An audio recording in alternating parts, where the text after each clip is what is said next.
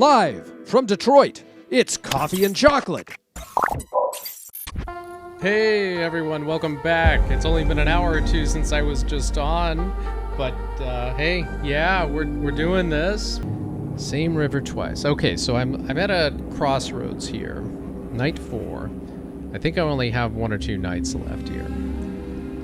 Same river twice. If I hit an astronomical level of bad luck, crashing at Patrick's house once more will probably turn me into a sorry pile of ash, because our protagonist is part of the Ravnos clan, which in the World of Darkness Vampire the Masquerade role-playing universe, their clan weakness is they can't spend the same night in the same place twice. I don't know why. I guess I really wonder why. No one ever is very clear on why. It really is just a, one of those RPG rules they threw in there to make things crazy, right? But on the other hand, make things more difficult, I should say. Which means you must have great bonuses otherwise. But I wonder how they define that, and I suppose I probably should, considering how much I like this universe, I probably should just buy the darn core rule books and just read them. I doubt I'll ever actually play a tabletop game, but it feels like I ought to just spring for the PDF and take a look at it, because I think they've constructed a very interesting universe, even if it is a little bit too woke, I think, in some regards, at least some of the most recent versions, and definitely some of their entries in the Choice of Games universe that they put out there. Not this one in particular. This one actually seems pretty good. The other, okay, so I guess our other option is blood and cigarettes. I don't know what to do anymore. Thinking is a dead end, but clearing my head seems equally out of reach. I've got to at least try to get my shit together, or I might as well cut off my own head before the sheriff does it for me. So I guess the the buffet's stacked, plenty of mortals running around late at night, so what's going to be on the menu tonight? Maybe these two lovebirds have been strolling down the same path. So I think this option up here, I think that one's telling me that I only have 1 shot of blood, so I probably should stock up on some blood. So let's do that. Shadows tighten with each echoing step.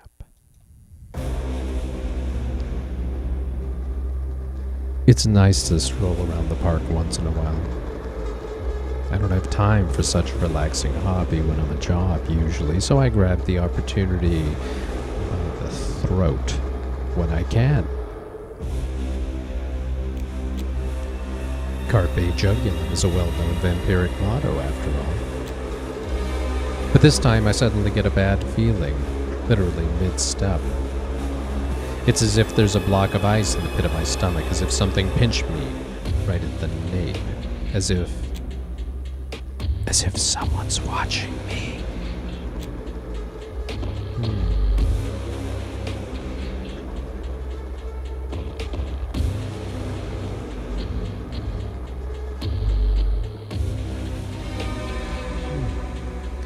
Just ignore it.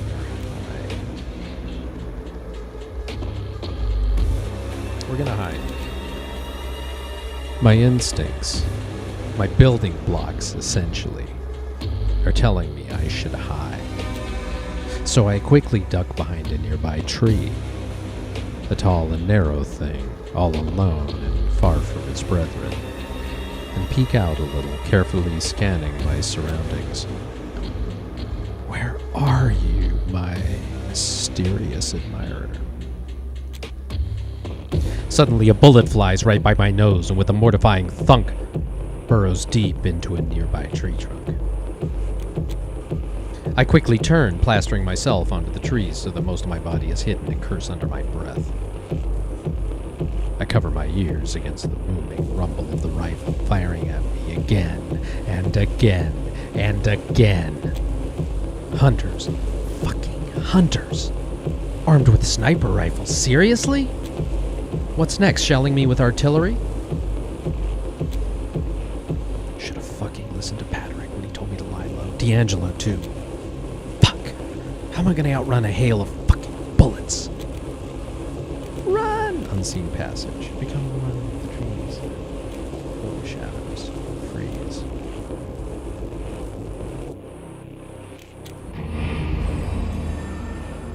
Luckily, I don't nearly need to rely on my speed. A blink, and I am one with the tree, the snow, the air. It's as if I'm somewhere in between existence and void. Not quite invisible, but rather unnoticeable. The bullets don't stop when I dash forward, but they dance on the ground far from my feet. Burrow into trees, blast bushes and benches, into smithereens. I leave all that devastation behind, until I'm so far away from the rifles, bullets, thunks, that they seem like a distant dream. I'm safe for tonight, although it's too late to do anything else before dawn. I've been much too reckless. These close encounters of the hunter kind need to stop, like yesterday. Because otherwise, the next time Patrick sees me, I'll be a pile of bullets and ash. Well, that did not go the way I was expecting. That's a pity.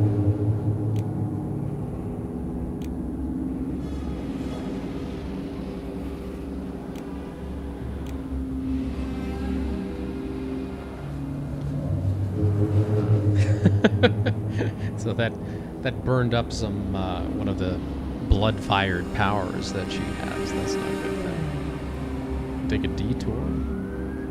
I don't know what to do anymore. Thinking is a dead end. Clearing my head seems equally out of reach. Yeah, that one I got. Same river twice.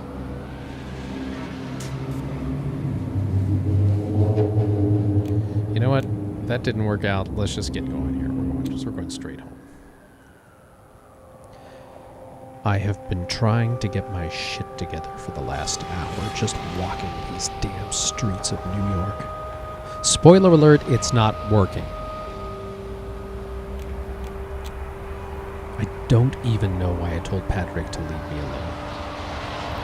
I usually keep people close to stop my brain from going to dark places. Turns out too much me time just lets the shitty feelings take over. And the simple act of putting one foot in front of the other doesn't soothe the anger, the hurt, the betrayal. These motions cling to me like leeches, refusing to let go. All that crap, the gestures, the pep talks, our gigs making me think we had a bond. Fucking lies. All of it. It just hurts. So yeah, I'm still a mess inside, my gritted teeth keeping the dry tears at bay. Right now, I'd seriously rather chew off my own tongue than give Raynard the satisfaction of hearing me sob. Fuck all that. Every part of me is screaming for some kind of release, some justice. I even have this crazy urge to just smash anything about me that reminds me of Raynard. But honestly, what would even be left of me? If that dickhead's already met his final death, I swear to God, if I could find his ashes, I'd spit on them. Shit. Okay. I'm such a pathetic loser, I'd probably forgive him in a second if he came back, even if he doesn't give a damn. Christ, this sucks so much. It doesn't matter. The dawn's coming up fast, and it's time to settle down for the day. And I could use some company, even if it means potentially screwing myself over by crashing twice in the same place so soon. A shred of clarity returns to my mind eventually.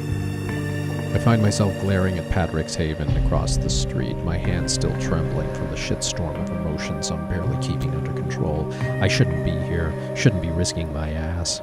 But right now I'm so over everything that I seriously don't give a fuck.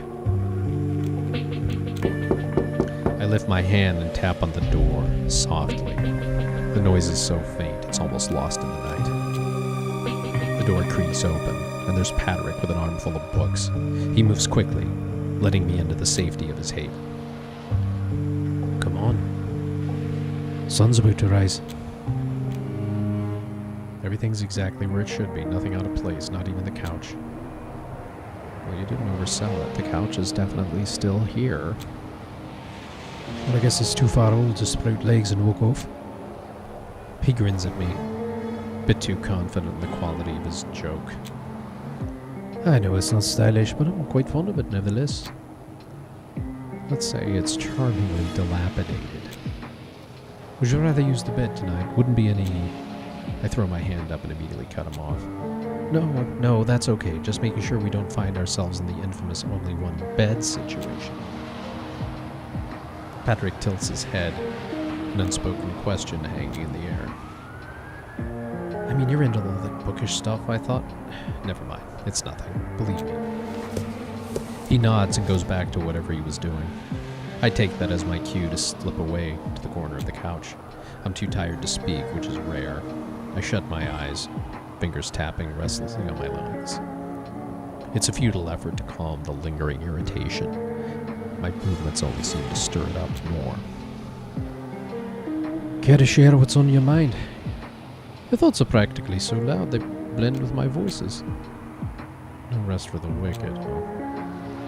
Just going through my list of excuses for tomorrow night, because, I'd like to keep my head where it is. Are you thinking of anything in particular?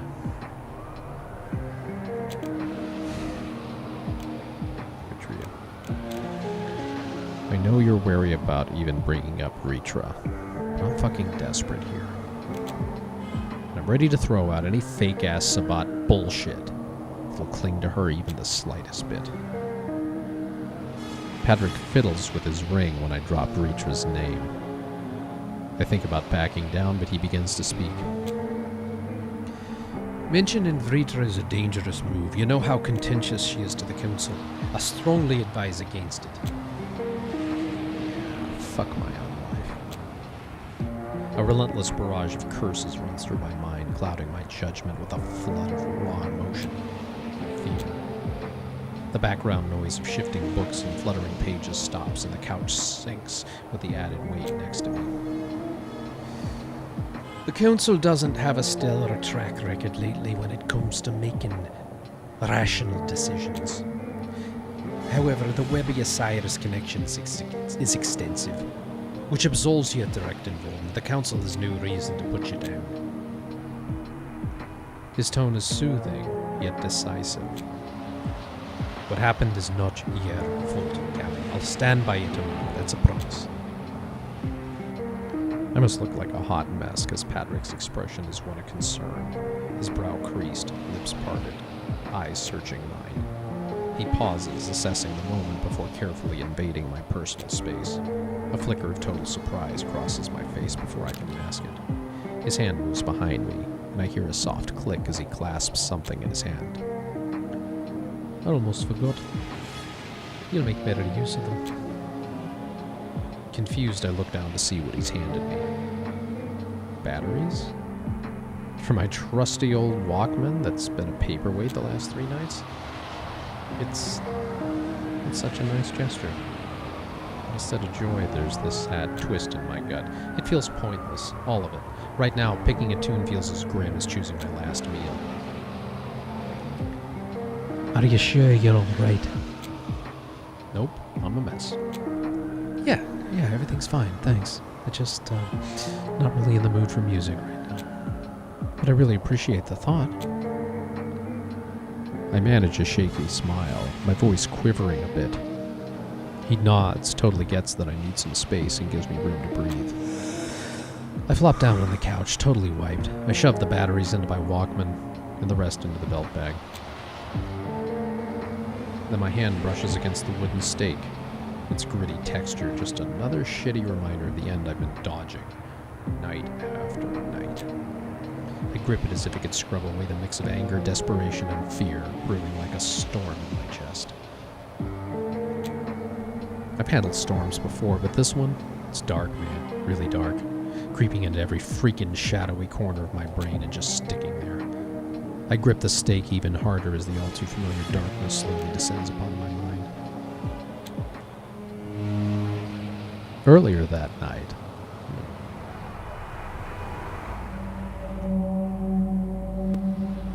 When you talk about cleansing New York from the so-called rot underneath, Mr. Fletcher, is this just part of your elaborate campaign to position yourself in the incoming mayoral election? It's not about political ambition, it's about addressing issues that have been neglected for far, far too long. New York's facing challenges that can't be solved by traditional governance alone. I'm talking about deep systemic problems that require unconventional approaches. Unconventional? Like claiming you have, quote, enough manpower to clean up the entire city. What exactly does that entail? Because to our viewers it sounds like the threat of vigilante justice. What I mean by manpower is having the right team with the right skills and dedication. It's not about taking the law into our own hands, it's about supporting the city in ways the current infrastructure can't. But what are these deep systemic problems you're so eager to fight? You're being rather vague, Mr. Fletcher. Let's just say there are threats to this city that aren't as visible or as easily quantified as crime rates or economic data. They're far more insidious, and while I can't divulge the specifics, I assure you that you won't have to wait long to see the results of our initiative. Mr. Fletcher, with all due respect, it all sounds like the plot of a science fiction novel. How do you seriously expect the public to take you seriously when you speak in riddles? I understand the skepticism. I am a stalwart believer in transparency, and in due time, everything will be made clear. Right now, it's about laying the groundwork for a safer, stronger New York. Well, let's be frank, your narrative is stirring more confusion and concern than confidence. Are you really suggesting there's a hidden danger so severe it requires a controversial character like you to step in and save the day? It's not about me playing the hero. No. It's simply about tackling issues that have been overlooked for longer than... I'm sorry, Mr. Fletcher, we're out of time. Thank you for joining us here today. But, just in, folks. Times Square Ball's new color for the New Year's Eve will be announced very soon. And I'm sure many of you have been waiting for...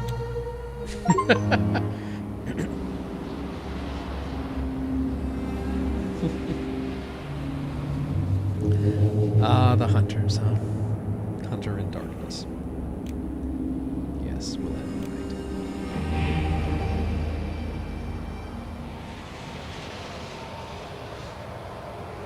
December 2024. 3 nights to New Year's.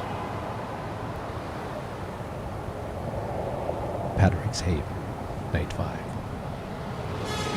Usually the first thing that hits me when I blink awake is this boundless black void staring at me the same way I stare into its perfect nothingness.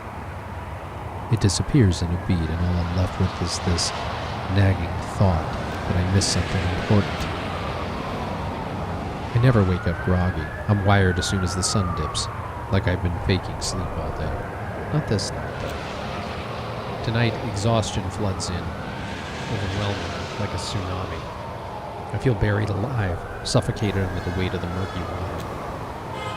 I can't spend another day in Patrick's Haven. Staying 2 nights here in the same week is really pushing it. Not that I'm counting on having the chance to, given what's in my schedule. Strangely, I'm getting kind of used to the pad. It's no Ritz, but it's got this vibe of safety that I'm low-key desperate for.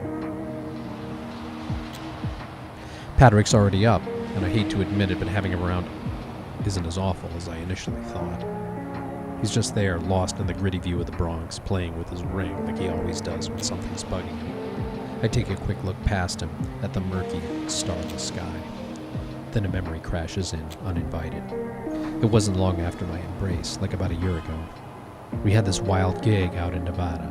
Nothing to get sentimental about, but we were road tripping in 2 RVs, me and Raynard in the lead, the rest of our gang tailing us. Completely out of nowhere, Raynard grabs the wheel and veers us straight into the desert, leaving the others behind.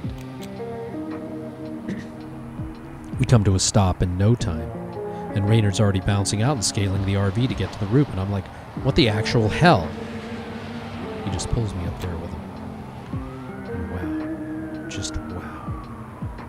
This absolute darkness with the sky so thick with stars it could make anyone feel dizzy, I swear to God.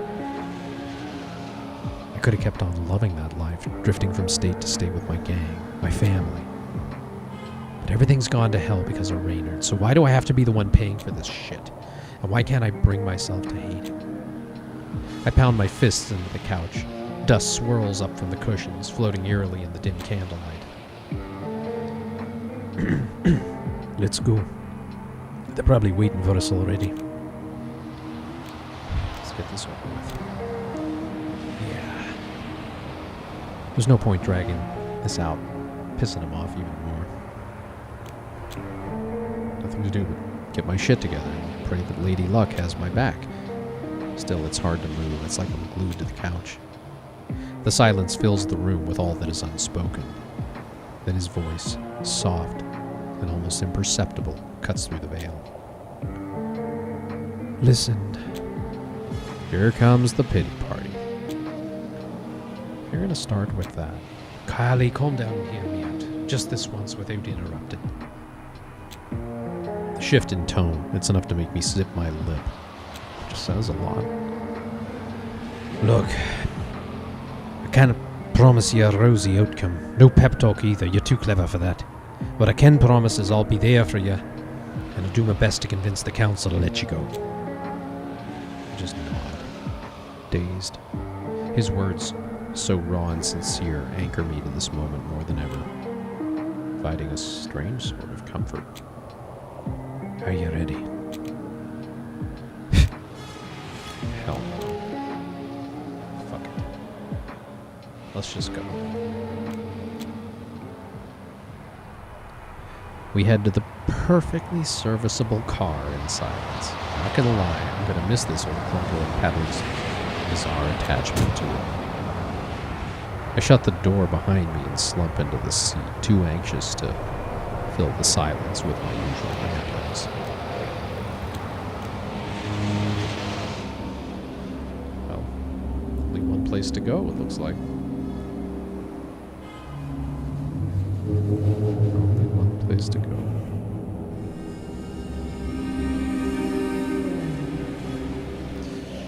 Here we go. Bad Omens, main quest. Catching up with my favorite council at Elysium tonight. Is it Elysium or is it Elysium? I think it's Elysium. Catching up with my favorite council at Elysium tonight. I'm scared shitless, but there's nothing to be done about it. I gotta march right into the lion's den. I just hope Patrick stands by me like he said he would. We drive mostly in silence, which suits me just fine. Guess there's not much left unsaid at this point. And really, not much I want to talk about either. Patrick pulls up a few blocks shy of the Elysium and parks in an alleyway shadowed by half-finished apartment buildings. It looks desolate. Why are we stopping here? The art hole's a couple blocks down. Little walk might do us some good. Clear the cobwebs a little. What do you say?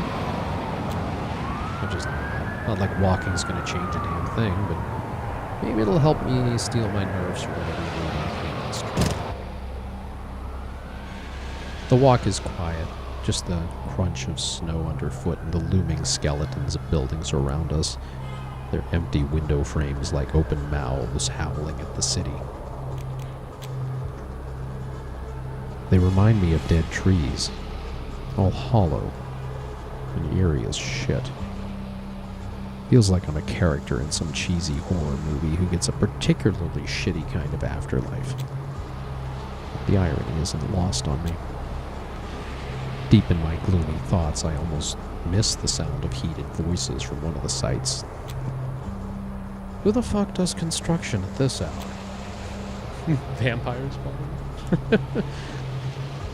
Patrick's face grows even more serious than normal. Any stonier, they're going to canonize him as the patron saint of grumpiness. Shh, this way. He tugs me kind of forcefully next to a fence and motions for me to take a closer look at the source of the noise. He's fidgeting with his ring, which is never a good sign. Peeking out, I see three probably mortals in beat-up clothes chatting animatedly like they're plotting something. Great, a bunch of thieves. Or just idiots, betting you can haul off a T-bar. Big deal. Let's keep moving. Hanging around here isn't exactly helping. I'm not sure they're just thieves, Callie. As he says that, I catch a glimpse of a handgun peeking out from one of the guy's belts. My eyes narrow, searching out more details. They're tense, ready to snap. One dude? He's wearing what damn well looks like a Kevlar vest under his jacket. Well, they could be undercover, maybe DEA on a stakeout. I doubt they're the feds either. What do you think? Hunters. Probably a scouting party. As close to Elysium? Fuck. We spy on them, when the scratchy sound of a radio cuts the silence short. I can't hear the words, but they immediately dash into the building, their steps echoing up the stairs. I look over at Patrick. His fingers busy twirling his ring, like it's got answers. Who knows, maybe it does. But so do I. Let's go after them. I'm not sure. Oh, please, you've already made up your mind. Your face screams conundrum loud and clear. Right. I have a bad feeling about this. We should uncover what they're up to. I nod and head toward the building, my every move cautious and calculated. Patrick follows, silent as the grave. We zip up 10, 12, 15 floors in a blink, tailing the hunters, melting into the shadows as we go.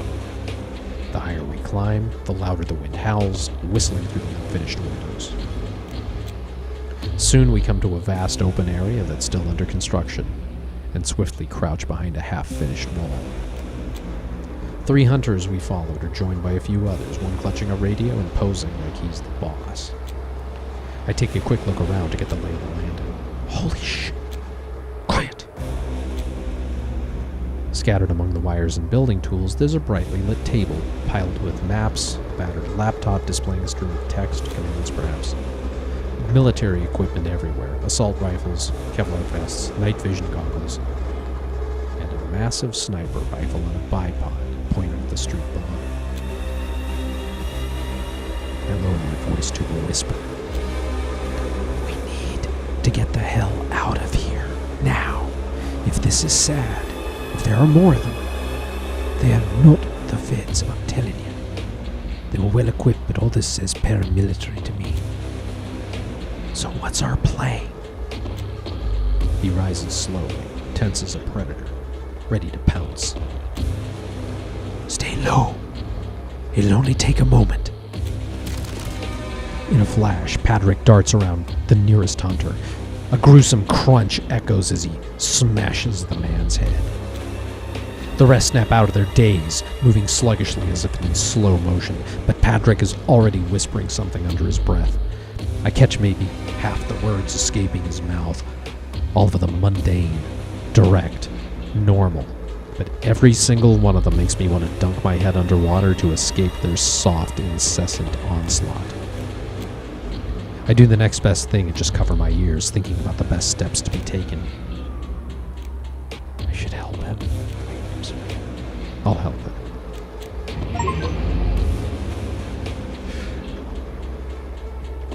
I let the crisp, wintry air wrap around me, enveloping my body head to toe, making the hunter's glances slide off me like I'm Miss Cellophane. Once I'm fully hidden, I scan the room quickly to size up the situation. Patrick flings the bloodied body of one of the hunters through the air, knocking 2 of his companions down. Scores 3 with 1 throw. Impressive. That's 4 down. But where's the last one? The room falls silent. The threat seemingly under control for the moment. Patrick is on an adrenaline rush and barely notices his surroundings. I dart across the room and spot the final hunter crouched behind a pillar, taser at the ready, poised to strike. I sneak up silently, and just as she jumps out to attack, I knock her arm up, directing the taser toward her face. The needles fire with a sharp click, burrowing under her own skin, the electricity sending her into convulsions. She collapses, losing her grip on the weapon. I press my boot onto her neck and hold, just in case. Patrick comes over, still pumped in the fight, as I step out of the shadows. I told you to stay back. Oh, screw that. I'm not just sitting back while you hog off the action. He smirks, but there's little joy in his face. The flicker of the laptop screen on the table catches our attention. That's not the real prize. It's the pile of documents spread across the table, blueprints and maps aggressively annotated with a sharp. A closer look reveals a very detailed layout of the art hole and its immediate surroundings. Patrick and I lean over the table, exchanging wary glances. Well, damn. They've mapped out everything. They know the art hole inside out, down to the last screw. Seems like they've been at this for weeks. Suddenly, through a gap in the wall, I spot some movement on the roof of the building next door. I might have overlooked it if not for the flashlight beam slicing through the dark. I spring into action and grab the rifle, propped by the window. Sweeping the gun from side to side, I peer through the scope, surveying the entire neighborhood. What do you see? Hunters. Loads of them. All over the fucking shop. Several other surveillance guards are spread out around us, all focusing on Elysium, forming a tight net, effectively sealing off the art hole's perimeter. Jesus, it's completely surrounded. Every damn corner's swarming with hunters. I jerk away from the scope, which clatters against the rough windowsill. What the hell do we do now? We must alert the council immediately. This is... Just then, the crackle of walkie-talkie cuts through the tension. I snatch it up, straining to hear the faint voices through the static. All units, take your positions. Lightbringer, confirm your spot. We move in your signal. It's harvest time, brothers and sisters. Let the drive out the darkness. Over. All hands on deck. Let's teach these fucking leeches a lesson. Over. I glance at Patrick, but he's frozen in place. Completely shell-shocked. Don't just stand there, damn it. Move! We bolt from the building. It takes me a good minute of high-speed sprint before I realize that I'm still clutching the walkie-talkie. Not a single hunter along the way. It's like Lady Luck smiling on us, or maybe it's Patrick's voices who are leading us unscathed around all the patrols. We reach the entrance of Elysium in no time. I'm fixated on the door, noticing the red thermal light is off, a good sign there's no immediate danger. Suddenly I'm shoved aside. I land hard on my ass, just in time to see one of Valerie's thugs blocking the door. What the hell you think you're doing? You enter on my say-so. Patrick reaches down to help me up, but I'm already on my feet, driven by pure, unbridled rage. Get the fuck out of my way! I try to push past him, but he's like a brick wall.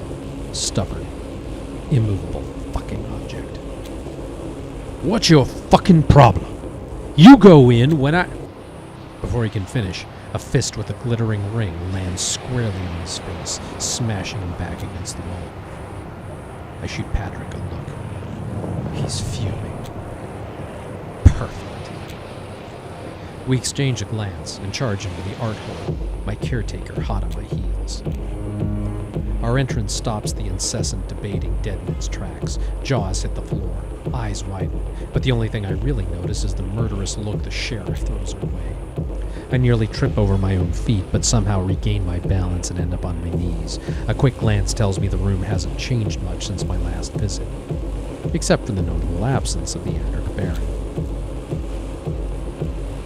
What on earth is this intrusion? You cannot possibly... There's hardly an appropriate entrance for one whose fate is so precarious, Ravenous. All they need to do is listen. Just fucking listen. There. The hunt... Kadir, should we just skip the trial? She's obviously courting final death here. Everyone just shut the hell up for 1 second. They obviously have a reason. Esteemed council, please. You must listen to... I feel a harsh grip on my arm, wrenching it back painfully. Can't they just shut up for one... You are both going to regret this. What are your plans for dealing with this, Sheriff? In my domain, unacceptable. Valerie, seize them. Enough. His voice slices through the chaos, commanding instant silence. Patrick seizes the moment to push Valerie's thug off of me. None too gently. The sheriff lets the moment linger, soaking it up until the last whisper dies down. Then he holds it a bit longer before breaking it like a vow. You've let your raven fly, Conroy. His words carry the weight of impending doom, heavy with promised violence. You'd better have a good reason for this disruption. Exceptionally good. Would we storm in here if... Sheriff, it's... The hunters! There's a swarm of them armed to the teeth. They're advancing on Elysium. We saw them. My shouts bounce off the walls, and suddenly everyone's too stunned to speak. The silence drags on and on. Should this prove to be yet another of your schemes, Raven, I swear... This is preposterous. There's simply no conceivable way that... You're all completely out of your fucking minds. Just listen to her. Their ears are closed, sealed shut. They're too fucking obstinate, too damn set in their old tired ways. It's nothing but endless prattle with them, the constant yapping of those drunk on their own authority. Blind, so desperately blind to the actual dangers lurking beyond. We're screwed, every last one of us. Lightbringer, the BFB is ready for launch. Countdown imminent. Over. Did the man name this thing or what? Patrick gives me a look, eyeing the walkie-talkie in my hand, of course. I straighten up and slam the walkie-talkie down on their oversized, ludicrously grand table. The quarreling stops. They're all ears now, listening to the hunter comms. Sure, this is Lightbringer. We're green for launch. Initiating countdown. 10, 9. Holy shit, they're actually gonna... The sheriff twitches as if breaking out of suspended animation. Understanding looms on his face like blood on broken skin. Evacuate the premises now. Everyone, go! Go! Just like that, it finally clicks. But it's already too late. 6, 5.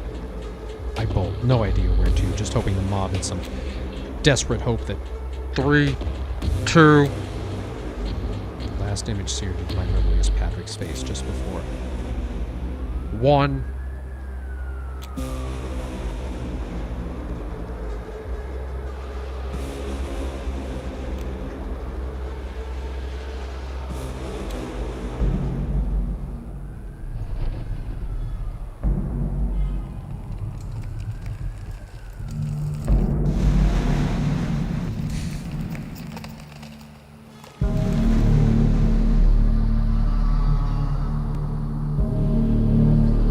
Vigilante justice indeed.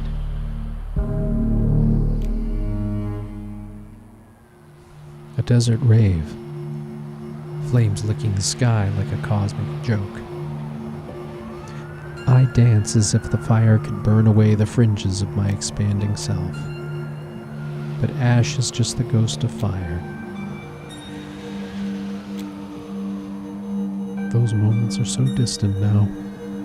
A festival of fire and freedom. But what does a kindred seek in the flames? Redemption, destruction, or reckoning?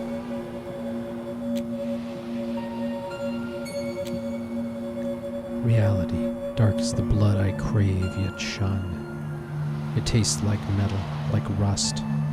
Clack, clack, clack, like fire, like hunger, like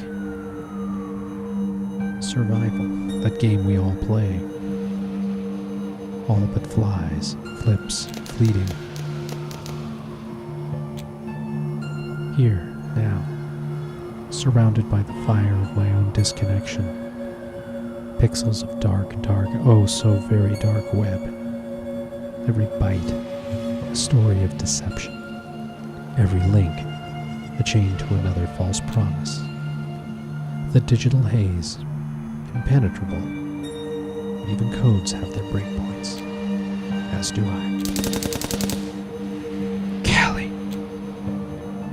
His voice, serpent-slick, sugar-coated daggers wrapped in velvet, the maker of my illusions, the puppeteer, dangling me on a string of silken lies. But aren't we all mirrors of our own deceits, reflecting back the lies we've so carefully curated? A firestorm of half-truths and whole falsehoods. So what are we, if not the secrets we keep? Callie! I'm here. I'm still here. What? Run! I remember now. Oh, shit. Patrick's urgent pull on my arm jolts me from my trance. He's hauling me away from the remains of what once stood as the jewel in the crown of New York's Camarilla. Elysium is just a husk, its grandeur swallowed by ferocious flames that smother the desperate screams of those who fled the havoc. Thick smoke spirals into the night sky, fiercely tearing at the air around it. I could stand here for hours, watching the whole place turn to ash. Callie, snap out of it! Clack, clack, clack. The sudden, close sound of gunfire serves as a brutal wake-up call. Yeah. We launch into a mad sprint. Patrick is slightly ahead, gripping my hand way too tightly. He looks mostly unscathed, just a few scratches here and there. A stinging pain in my cheek finally registers. I run my fingers over it and find a deep gash, but aside from that, I seem to be okay too. We pass by Arturo, who is half carrying a barely conscious Prince Panhard. He shoots us a hateful glare before sprinting off. The sharp rattle of an assault rifle echoes just behind them. Bullets whiz by, damn near grazing my ear. We're about to duck around the next corner when our luck runs out. A hunter, barely a few feet away, levels his rifle at us. Goddamn abominations! I recognize him. He's the sole survivor from that mob that went after the serpents. Since Sarek gave him a fucking grenade in a decisive order to set it off at his headquarters. A miracle he didn't blow himself to hell. He hesitates, lowering his gun slightly. I know you. You goddamn leeches, I remember you. Patrick crouches, fangs bared, poised to strike. I mirror his stance, ready to spring. What you did to me, you witch. You had me craving, searching for your kind, begging. He snaps the rifle up, now aiming right between my eyes, following my movements closely. But I held back. I resisted. You don't own me. My brain's in overdrive, seething. Every fiber of my being just itching to see his blood, not even to drink it, but to shred and tear, make him watch his own heart thump the last time in my hand. Can I scare him? Let's see. I fix my eyes on him and snarl, channeling all my fury. I can almost hear his heart miss a beat, but he forces down the panic. He clutches his weapon like a lifeline, using it as a barrier between us, and holds his ground. Y'all are nothing but sick, twisted monsters. We're gonna scrub the world clean of you. His world's turned into a choked gurgle as a curved blade cleaves him in two, slicing from neck to guts as smoothly as cutting through butter. His weapon falls to the ground with a metallic clang. One side of his body flops over first, then the rest of the hunter hits the snow, blood spewing out like a macabre fountain. And at last we see his executioner. Of course. Kadir. I lift my eyes. His blood-streaked face is horrifying. Anger etched deep, his bared fangs elongated. He looks right through me, as if I'm just another body to slash through, tear apart, or crush like a spoiled apple. Patrick notices it too because he steps right in front of me. We're not your enemies, Sheriff. Kadir cocks his head, as if he cannot grasp the meaning behind the words. There's a primal edge to him, an untamed frenzy that seems to feed off of something dark and ravenous. And those eyes, those scary, empty eyes, they belong to the beast. Gunfire snaps all of us back to reality. Without uttering a word, Kadir leaps into an alley like a feral cat, ready to mangle anything that dares to stand in his way. The moment stretches into what feels like forever. Then Patrick taps my shoulder and nods toward Julia as she steps out of the art hole's crumbling facade, with Aisling slung over her shoulder. She hands the limp body to Valerie, who appears right behind. Valerie hurries past us and slips into an alley. Julia, with one arm dangling uselessly, walks up to us. Are you idiots really just gonna stand there? No, obviously not. North exit's blocked and those assholes are coming in from the Bronx. Conroy, do you know about our safe spot in Greenpoint? I don't think so, no. We only hear the thundering boom a moment after the ground between us explodes in a shower of debris. Frantically, we scan our surroundings for the shooter, to no avail. Fuck! We need to split up. You two, make for Williamsburg. Someone pick you up there. Move, now! She vanishes into the shadows, leaving only the fading sound of her footsteps.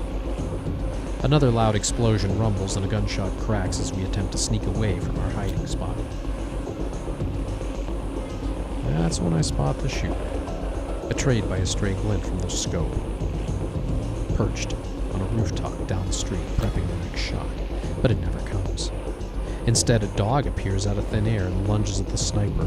Its jaws clamp on the neck, throwing her off balance. Stumbles and falls off the roof, and then just as suddenly the dog is gone. Holy fuck, did you see that? I did. Might have been a gangrel, let's think about that later. Without wasting any more time, we duck into the dark alleys. Anything to get away from this madness. The relentless echo of gunfire fades, now replaced by the distant, mournful wail of police sirens. As we move, my instincts kick in hard, prompting me to sweep the rooftops, windows, and alleyways for threats. There's no immediate danger. Actually, the streets are deserted, as if anyone could sense the looming peril, but the air is still thick with tension. We should get moving. Yeah. We run in silence, Patrick and I, our movements synchronized as though we'd rehearsed this escape countless times. We're supposed to be the predators of the night, and now here we are, the prey, driven by the fear of being hunted. Echoes of agonizing screams still haunt my ears, and I can't tell if they're real or just figments of my imagination. As we sprint through a seemingly safe alley, the faint smell of burning gasoline hits my nose. The smell intensifies when we round the corner, mingling with the fading glow of a fire in a trash can. Then I trip, sprawling face first into the slush. I push myself up and see that my hands are coated in a mix of melted snow, dirt, and blood. I look up, eyes adjusting to the dim light. The alley is strewn with bodies, hunters, judging by their gear. It's deathly quiet. Shit, it's like a grinder ran through them. Who? I do not know, but we need to find another way. Something's not right here. That's when I hear a strained grunt, then an ominous whoosh through the air. I glance up just in time to see a Molotov cocktail flying straight at us from a window above. Patrick, focused on the carnage around us, doesn't see it coming. Oh, fuck. Time crawls to a stop. I crouch and launch myself with all of my strength at Patrick. Now looking up, his eyes wide in alarm, hoping to shove him out of harm's way. Despite my smaller frame, I slam into him hard enough to knock him over like a rag doll. We both skid into a wall several yards away, narrowly escaping the flames that are now devouring the alley and the dead hunters. The pungent aroma of charred flesh strikes my nostrils, permeating the alley within seconds. I'm gasping, trying to regain my composure. Patrick is already up and looking for the bastard who nearly turned us to ashes. Then a sharp, anguished cry pierces the air, followed by the crash of breaking glass. The hunter tumbles out of the window and hits the ground with the broken bones. He's followed by a dark, bloodied figure that lands elegantly beside him. Oh, of course. Valerie grabs the hunter by the throat, hoisting him up before biting deeply into his neck. She drinks ravenously, her victim's body spasming under her grip until it finally goes limp, the last twitches fading into stillness. Valerie. She doesn't answer, still high from feeding. Without a word, she spins around and disappears into a nearby building. Moments later, she emerges carrying an unconscious Aisling. Only now do I see just how bad Aisling's injuries are. She's lost the lower half of both legs. Her left arm's been ripped off and her neck is savagely torn up. She's covered in vast, ugly burns up close. It's horrifying. You're a natural-born distraction, little raven. Yeah, chaos always seems to find me. I sneak a peek at Patrick.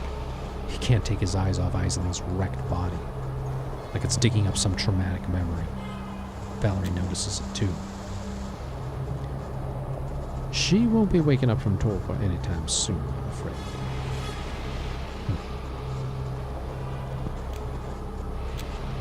What happened? Is this their doing? He waves his hand around the alleyway, gesturing at the obliterated remains of the hunters. No, she happened to be at the center of the explosion alongside Addison. It's a miracle she wasn't instantly shredded. In pain. Valerie shrugs. Nothing left of him, though we hardly had time for a thorough search. Without another word, she starts to walk away. We're going to Williamsburg. Valerie stops and looks back at us. Excellent. Then she sprints off, her figure silhouetted against the flickering flames as she vanishes into the darkness. Patrick shoots me a weary glance. I just nod, too wired to chat. Come on. We've got a lot of ground to cover. After a half-hour march, we take a break near an abandoned dump amid rubble and crumbling walls. I slump against a chain fence, mustering what little energy I have left, when I catch Patrick giving me a vacant stare. What's up? Got something on my face? That was sharp thinking earlier. You're quick on your feet. His compliment earns a half smirk for me. Yeah. If I'm walking a mile in my boots, you'd be stopped second-guessing shit real fast. He chuckles and I join in. We're laughing like lunatics, the adrenaline making even this lame joke hilarious. I guess we both need a break from the endless doom, but the break's all too short. A scream from the direction of the dump shatters the calm. I recognize the voice instantly, and Patrick's grimace tells me he does too. Julia. We rush to the dump, eyes peeled for threats, and only slow down once Julia's voice becomes clear. She's swearing furiously at someone, her voice tinged with pain. Standing over her is a strange figure, an older man, straight out of a tackier era. Snug jeans, leather jacket, and a ridiculous mustache. Oddly, he's also wearing a priest's collar and holding a double-barreled shotgun. For some reason, just the sight of him sends a shiver down my spine, making me want to flee. It's familiar terror, the kind I felt with that North Korean missionary. That deep, all-consuming fear that fully numbs your will. Julia sprawled on the ground, a combat knife pinning her limp arm, while the hunter's shotgun presses brutally against her throat. Despite her exhaustion, she clumsily reaches for a cigarette with her free hand. Her voice is gritty but quivers as she speaks. Be a good sport and help me out. I've earned one last drag at least. You know, those things will kill you. Hilarious. Do they teach you that wit in the seminary, or does it come natural? His movements are slow, calculated, almost serene as he lights Julia's cigarette for her. Something's not right about this guy. We should... Yes. We must bide our time. The right moment will come. The hunter's presence is ridiculously oppressive. I can't even move, my limbs frozen with fear. I catch Patrick's eye, and he looks rattled too as he fiddles nervously with his ring.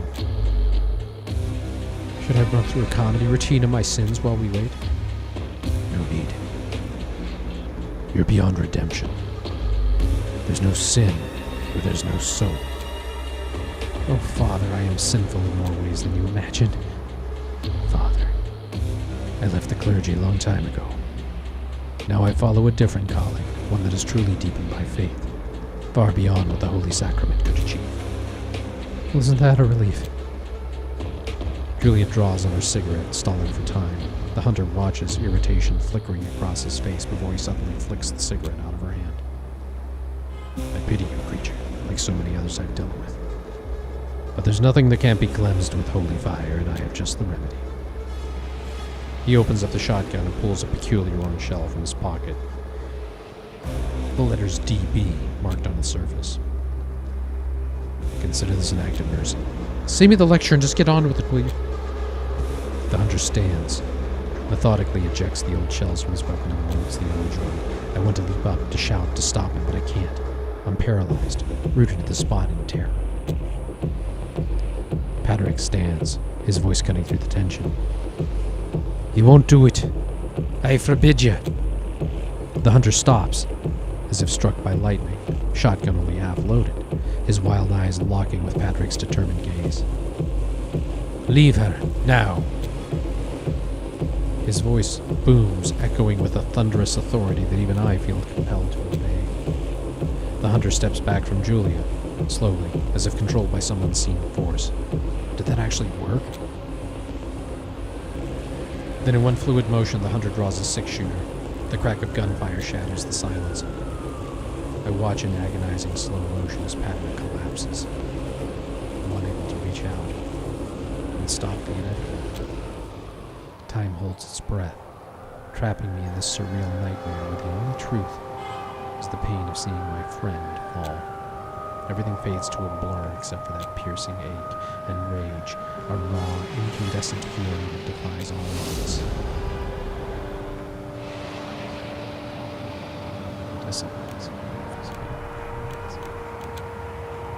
Oh, I guess I get another point. Okay.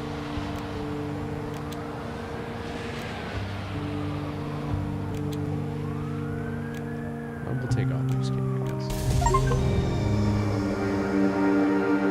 Level up, maximum level. Okay, we're at max. After 20 minutes of pushing through the streets in heavy silence, Patrick is the first to speak. Wait, I thought he dropped.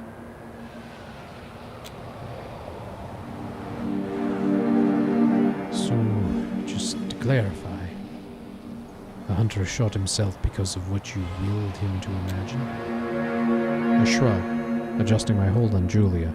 She's limping between us, supported by her shoulders, clearly still suffering from her ordeal. Oh, cut the bullshit. Modesty is not a good look on you. I don't fucking know, okay? It just happened. I stared at the guy and really hoped he'd fuck himself up. It's not completely true, and they know it. That priest was so full of conviction, this blind, all-encompassing faith, that it was almost more than we could handle. When Patrick got shot, something I didn't know was inside me woke up. The urges pulling at my consciousness were intense and vivid, the visions twisted and dark. I can't remember the details now, but I know that by the end, I felt like I could taste the sanity of that maniac slipping away. That's what Julia witnessed, and Patrick missed. The hunter was battling his own demons, shouting madly at things only he could see, to the point where he gouged out his own eyes to escape his visions, and when that didn't work, he placed his chin against the barrel of the shotgun and pulled the trigger, his head erupting in a blaze of fire and shrapnel. Those had to be phosphorus shells, the way what was left of him burned with bright, terrifying flames, but they didn't need to learn the behind the scenes of it all. Callie, that's twice you saved us tonight. I'm at a loss for words. Yeah, whatever. Don't sweat it. Oh, look at you two and your domestic bliss. Disgusting. We're nearly there. We accompanied Julia all the way to Williamsburg without any further trouble. But as we reach the safe house, instead of relief, a new kind of unease raises the hair on my neck, like I've just made a grave mistake.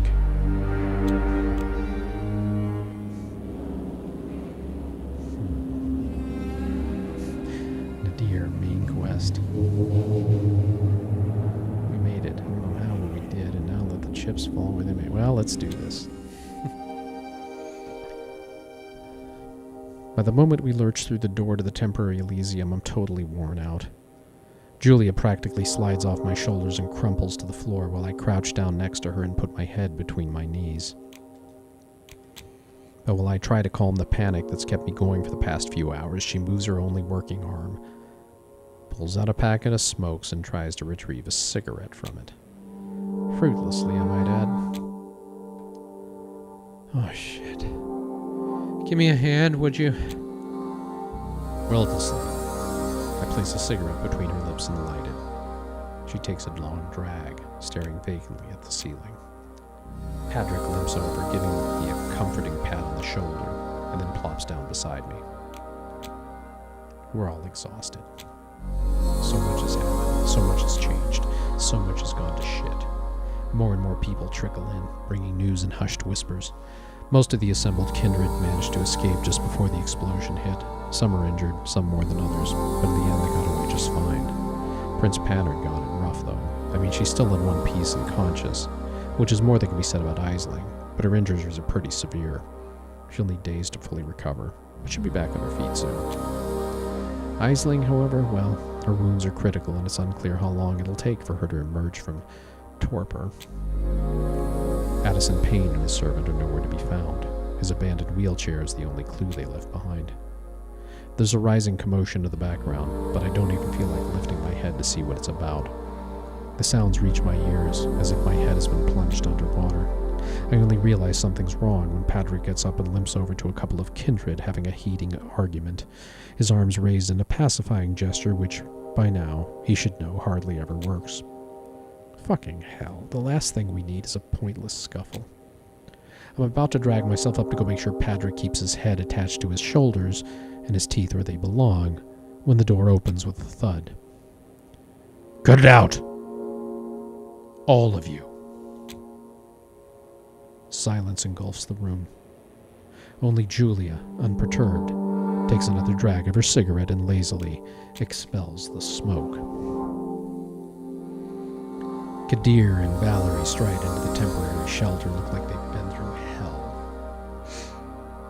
They're covered in blood, clothes dirty and ripped in places. But while multiple gashes and scratches mark their skin, they seem relatively unharmed.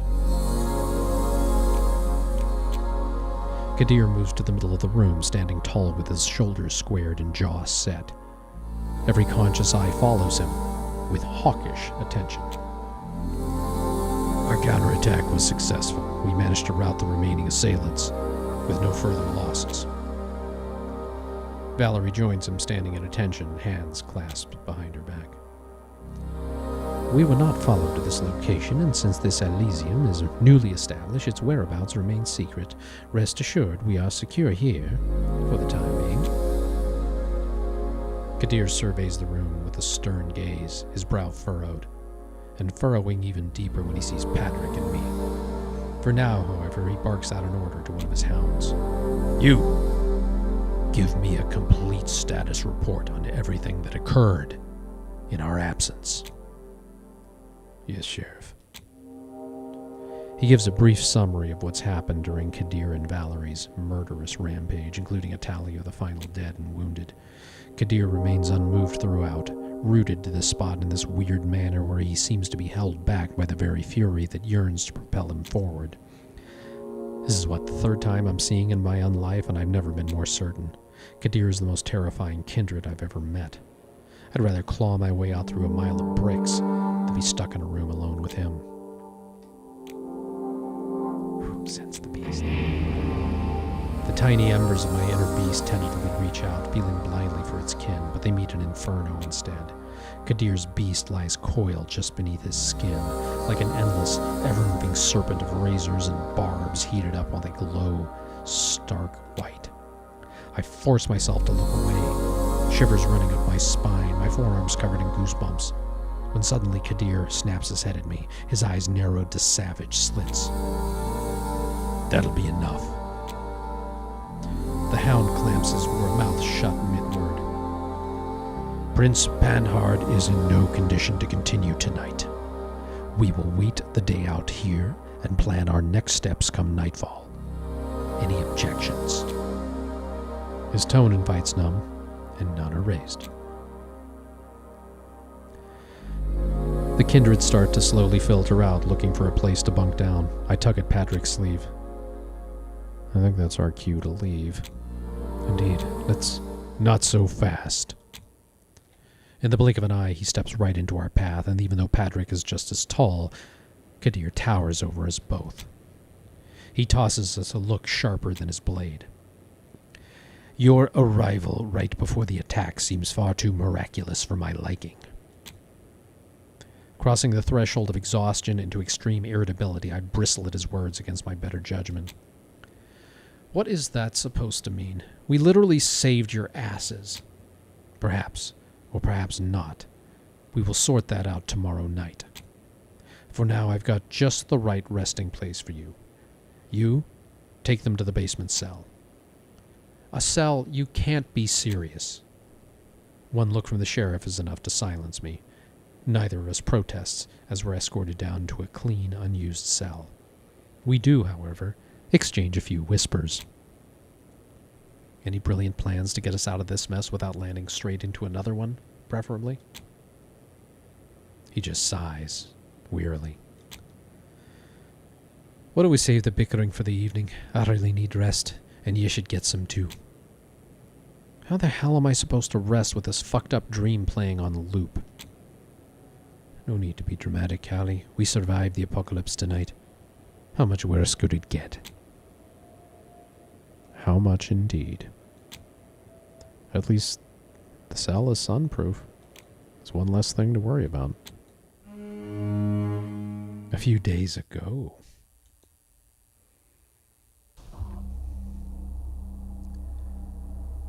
A few more sips, Addison. There. Done. See, that wasn't so hard, was it?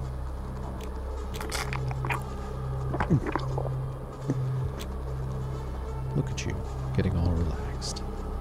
Think of it as chamomile tea. Nobody drinks it for the flavor, really. Must be tough sipping on blood that's so far below your standards, especially when it's not from your dear circulatory system. But hey, our supplier went the extra mile to make sure it's palatable enough for you. I've been told finding your type with just the right resonance is a bit of a task. It's got to tick the boxes for both of us, after all. Oh, I'm afraid we must continue this charade a little while longer. We have big plans for you, Addison. Big plans indeed.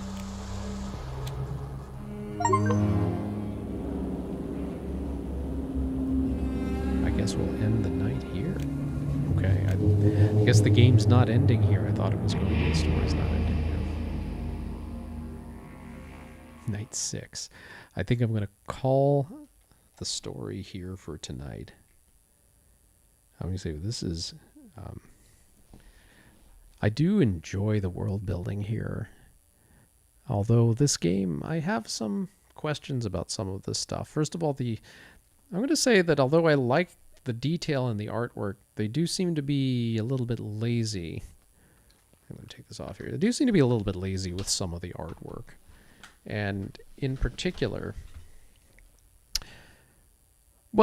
things like the woman had her legs blown off and whatnot, and she's, holding a cigarette in one hand and a wine glass in the other in the picture.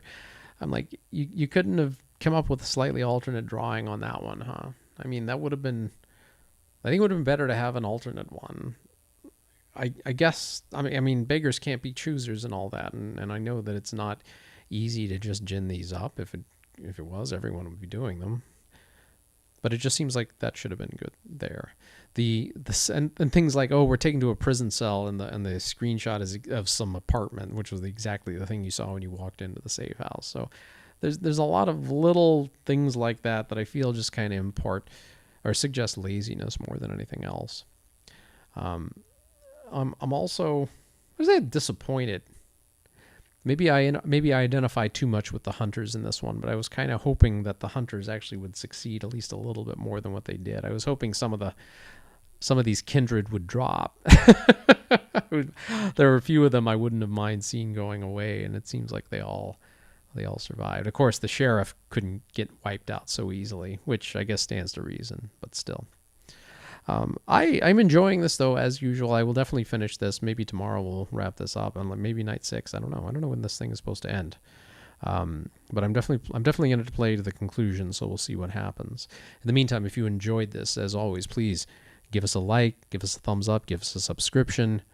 All of this helps us out, especially monetization. We're still a small channel, so anything we can do to keep things growing is definitely appreciated.